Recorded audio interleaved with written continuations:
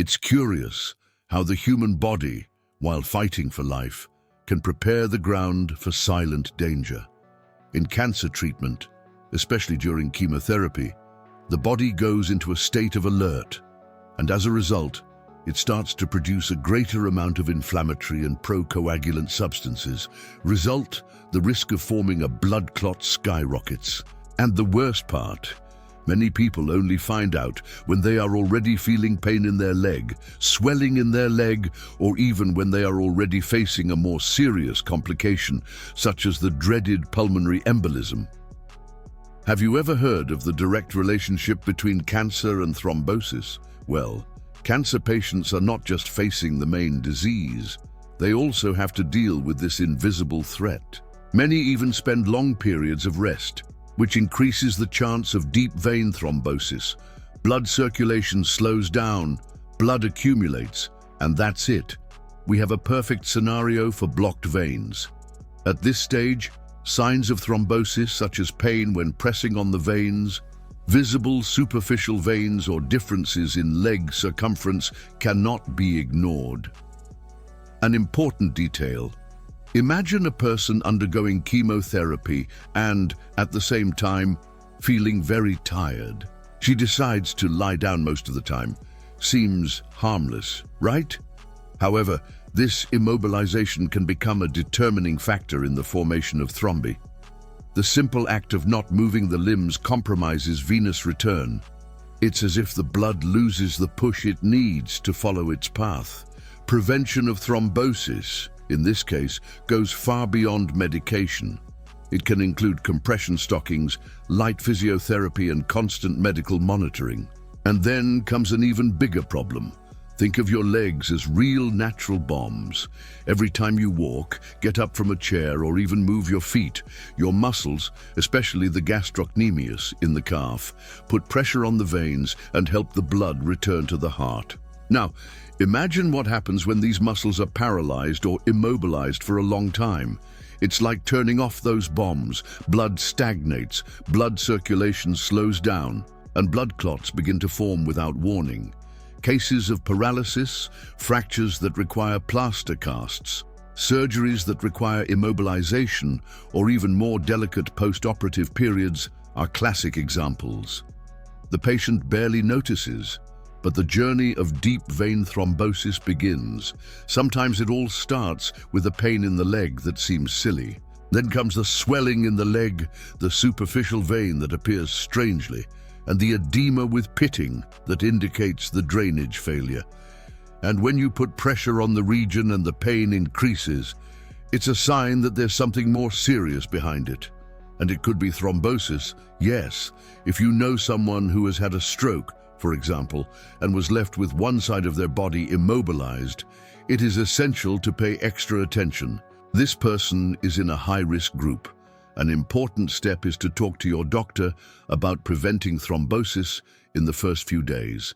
It may seem like a detail, but small measures, such as active and passive physiotherapy, assisted movement, and attention to the Wells scale for diagnosing thrombosis, make all the difference. After all, no one wants to pay to see what happens when the blood decides to stop halfway. And speaking of stopping, there is an even more common and dangerous situation that almost no one takes seriously. You know that idea that resting is always good? Well, not always.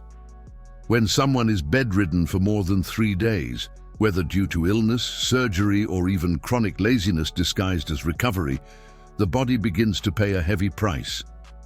This is because the muscles, without being used, stop pumping blood through the veins. Blood circulation slows down, and suddenly, without any warning, a blood clot can appear. Silent, dangerous, and with a real risk of pulmonary embolism. It is at this time that the signs of thrombosis begin to whisper. Pain in the leg, especially when pressing on the calf vein.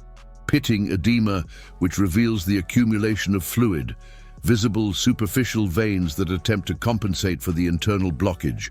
All of this can go unnoticed by those who think it's just normal swelling. But it's not. The difference in leg circumference, for example, is a serious warning.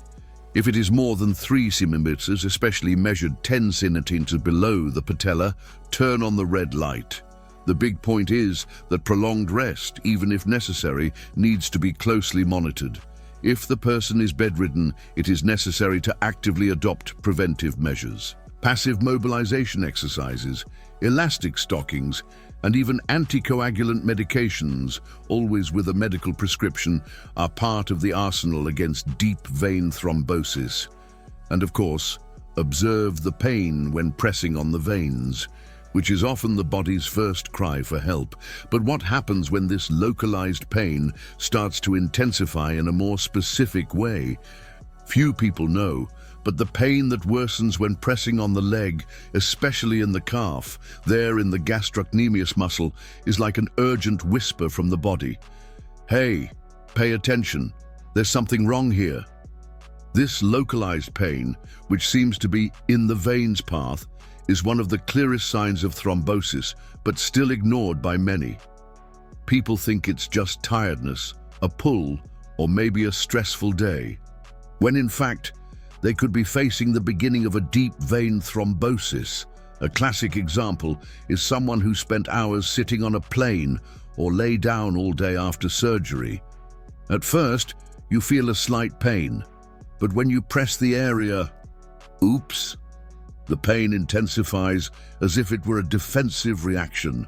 This pain, when pressing on the vein, combined with other symptoms, such as swelling in the leg, the presence of pitting edema, or the superficial vein that suddenly becomes visible, raises the alarm to seek urgent medical treatment. Ignoring this is like playing with matches near gasoline. That's why knowing these details saves lives. A simple touch, pressure with your fingers on the calf, can be more revealing than many expensive tests. And if you notice sharp pain when squeezing, especially if it is accompanied by other signs, such as a difference in leg circumference or a feeling of heaviness, don't hesitate. The Wells scale is a valuable tool at this time, and the diagnosis of thrombosis cannot wait. But localized pain, however revealing it may be, doesn't always come alone. When the leg starts to swell completely, and not just in one specific spot, the body is screaming for help loud and clear. This generalized swelling, accompanied by pain in the leg, is one of the strongest indications that blood is accumulating due to a blockage in the veins. It's as if there's an internal dam blocking the flow. And guess what? The number one suspect, again, is the dreaded blood clot.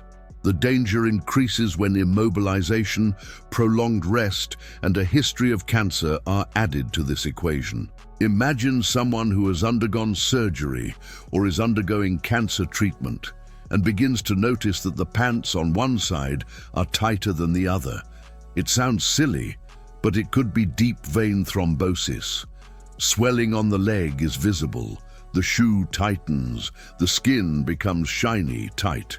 And when you investigate more closely, there are other signs: cabinet edema, visible superficial veins, and, of course, that pain when pressing on the calf that doesn't lie. All of this together may indicate a risk of pulmonary embolism. It's not just about aesthetics or discomfort. This type of swelling compromises blood circulation and can progress quickly if left untreated.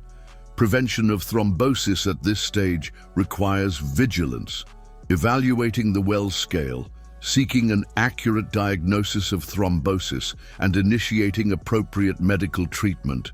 And if the entire leg is swollen, it's easy to see that the next sign could be the difference between it and the other leg. It may seem like a detail, but measuring the circumference of your legs can reveal much more than you imagine. When the leg in pain is visibly wider, especially if the difference exceeds 3 centimeters, measured approximately 10 centimeters below the patella, it's a huge warning sign. The body is not just inflamed for any reason. It's trying to deal with a blockage that prevents blood from circulating as it should. And guess what? Blood clot in the area. Thrombus installed, real danger. A practical example: the person wakes up feeling a little heavy in the leg. He spends the day limping slightly, thinking he slept in a bad position. At the end of the afternoon, he decides to compare it with the other leg. And there it is, swelling in the affected leg, pitting edema, more evident superficial veins, and a stark difference in size. This type of signal is not subjective, it is measurable. At this time, the Wells scale comes into play to help diagnose thrombosis and define the urgency of medical treatment. This is where many people slip up. They wait for the swelling to go away on its own. They rely on ice or even miracle ointments. However, thrombosis cannot be treated as an amateur. This increase in circumference, even more accompanied by pain when pressing on the vein region, requires quick action. Blood circulation is at risk, and with it, life itself. But what can we say when, in addition to swelling and pain, the pressured area forms a dimple and takes a long time to return to normal? Have you ever squeezed a swollen leg and noticed that the finger mark remained there, as if it were a dimple that won't return to normal? This is the famous pitting edema, also known as Godet's sign. It reveals that there is an accumulation of fluid in the tissues, and this retention is often linked to serious failures in venous drainage. In other words, the blood is not able to pass through the veins as it should. And who is usually blocking this path? A blood clot. This type of edema, especially when it appears together with pain in the leg, visible superficial veins, asymmetrical swelling, and difference in circumference between the legs, should raise a strong alert. A lot of people think it's just a common bad circulation, but it's not. When a person squeezes the skin and it sinks like a pillow and takes a long time to return, it is a sign that blood circulation is compromised, and the cause could be deep vein thrombosis. At this stage, ignoring the signs of thrombosis is like ignoring smoke coming from the hood of your car while driving. The presence of pitting edema should be taken seriously, especially in people who are resting for a long time, have undergone surgery, or are undergoing cancer treatment. This type of symptom requires urgent medical evaluation. The Wells scale can help classify the risk and speed up the diagnosis of thrombosis. Now, have you noticed that when the internal veins are blocked, the body begins to show the superficial veins more clearly? When the body can no longer drain blood through the main pathways, it begins to look for alternatives. It's like traffic stuck on an avenue. The cars, or rather the blood, divert along the parallel streets, which in this case are the superficial veins. And then, out of nowhere, the leg starts to show visible bulging veins, with that appearance that resembles a road map. This is not aesthetics, it is a warning sign. Deep vein thrombosis may be there, obstructing blood circulation, while the body tries to compensate as best it can.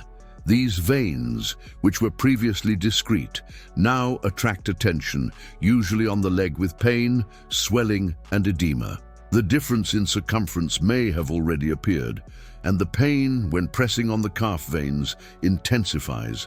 It's like a set of clues that fit together until the puzzle is formed. Anyone who pays attention notices.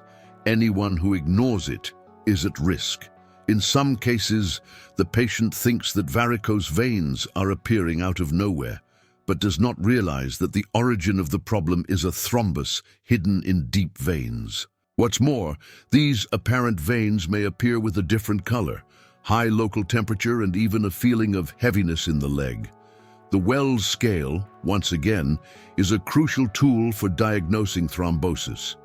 And all of this points in one direction. It's time to act, because even with all these clues, it is still not possible to find another reason to explain the symptoms. Sometimes the most revealing thing is not what appears, but what doesn't appear. When the patient arrives with pain in the leg, swelling, visible superficial veins, edema with cupboard and difference in circumference, but there is no fracture, no trauma, no infection, no other diagnosis to justify it. That is when deep vein thrombosis comes in as the main suspicion. And at this time, what separates a simple discomfort from a serious condition can be an often underestimated tool, the Wells Scale. The Wells Scale works as a clinical checklist.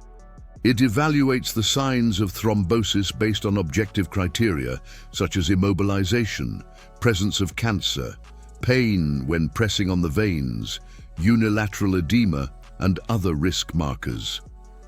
The more points accumulated, the greater the probability of thrombosis. This helps doctors make quick and assertive decisions. After all, with the risk of pulmonary embolism in the mix, time is a luxury that no one can waste. And the sooner the diagnosis of thrombosis is made, the more effective the medical treatment is. It is common for a person to only understand the seriousness of the situation when they hear the doctor say, "We have already ruled out all the causes, and the most likely is thrombosis." This is what we call diagnosis by exclusion. But it is also an opportunity to act, to get treatment, to prevent major complications. The good news, with information, prevention of thrombosis and correct monitoring, this game can be turned around. Now, before closing everything, let's take a strategic pause. Now tell me, how many of these signs have you felt and ignored? And how many times have you thought it was just a temporary pain, when in fact your body was screaming for attention? Well, the difference between ignoring a symptom and taking action can be the fine line between peace of mind and an emergency. It is no longer possible to normalize the swelling, the weight in the leg, or the pain that increases when squeezing. This isn't just tiredness, it could be thrombosis, and you need to stay one step ahead of it. So the question is, what are you going to do with this knowledge now? Are you going to let this information pass, as so many have already done? Or will you use it to take care of your health, your family, and even help other people understand what's behind a simple leg pain? If you've come this far, it's because you value life. And that's why I want to invite you. Subscribe to the channel right now and turn on notifications. Here, you won't hear the obvious. You'll learn what almost no one is telling you. Comment below, which of these signs have you noticed in yourself or someone close to you? Let's exchange experiences, because sharing is the first step to prevention. And thank you from the bottom of my heart for being here. Taking care of your health is an act of courage, and you've already started.